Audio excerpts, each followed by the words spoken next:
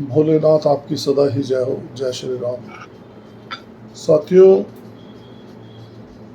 छोटे छोटे कंटेंट्स होते हैं जिन पे वीडियो बनाने का मन करता है। आजकल बिहार चुनाव पर बड़ी चर्चा चल रही है और एक मैटर है जो स्कूल बंद होने का है। दोनों विषयों पर मैंने अपनी बात रखी। स्कूल क्यों बंद हो रहे हैं, सरकारी स्कूल, उसकी वजह बताई।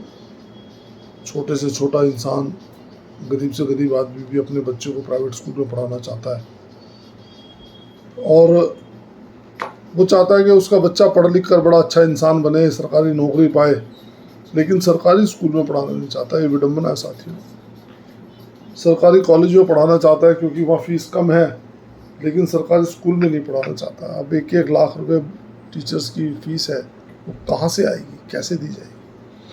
दूसरा रोना ये रोया जाता है साहब कि बिहार में चुनाव है और उस चुनाव के अंदर बहुत सारे लोगों की वोटें कट गई हैं। साथियों, जिन लोगों ने दिल्ली में या अन्य राज्यों में अपनी वोटें बनवा ली हैं, क्या वो व्यक्ति 2 जगह वोट डालने के लिए एलिजिबल है? चुनाव आयोग, मुझे लगता है TN शेषन जी की तरह बिल्कुल चुनाव आयोग को सख्त होना चाहिए। जो व्यक्ति ऐसी नीति अपनाता है, 2-2, 3-3 जगह अपनी वोट रखता है, उस पर आपराधिक मुकदमे भी होने चाहिए। अब रही बात, तीसरी बात आती है साहब, महंगाई हो गई है। महंगाई हो गई है, मैं मानता हूँ महंगाई हो गई है। मैं अगर भाजपा का समर्थक हूँ तो मैं अंधा समर्थक नहीं हूँ, लेकिन मैं हर चीज़ के पीछे वजह तलाशता हूँ और तलाशने के बाद में आप लोगों के साथ में अपनी बात रखता हूँ। साथियों, हमारे देश में करोड़ों लोग घुसपैठे हैं, करोड़ों। वो किसके हिस्से का अन्न पी रहे हैं, खा रहे हैं, जल पी रहे हैं। जो फैसिलिटी सरकार जो हमारे को जो सुविधाएं दे रही है, वो कौन लोग एंजॉय कर रहे हैं? नेपाल से आए हुए नेपाली, घुसपैठे बांग्लादेशी, नाइजीरियन और भी अनेक देशों के अवैध रूप से रह रहे हैं लोग, पाकिस्तानी। जब कार्रवाई होती है तो यहीं के कुछ तथाकथित मूर्ख लोग जो है वो उनको सपोर्ट करते हैं कि जी मानवता क्या करेगी।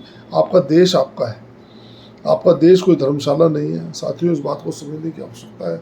सरकार का हम लोगों को साथ देना ही होगा, नहीं तो हालात ये होंगे आने वाली 2 पीढ़ी के बाद इस हिंदुस्तान में लोगों को खाट बिछाने की भी जगह नहीं मिलेगी। मेरी बात कसौटी पर खरी है, जो मैं दूरदर्शिता से देख पा रहा हूँ, समझ पा रहा हूँ। आज जो हालात हो गए हैं प्रॉपर्टीज़ के, आज जो हालात हो गए हैं अवैध कब्जों के, आज जो हालात हो गए हैं महंगाई के, वो बद से बदतर कर देंगे हालात को अगर आज इन घुसपैठियों को हमने देश से नहीं निकाला। सरकार का सहयोग आप लोग करें। जय श्री राम। सभी को नमस्कार। भारत माता की जय।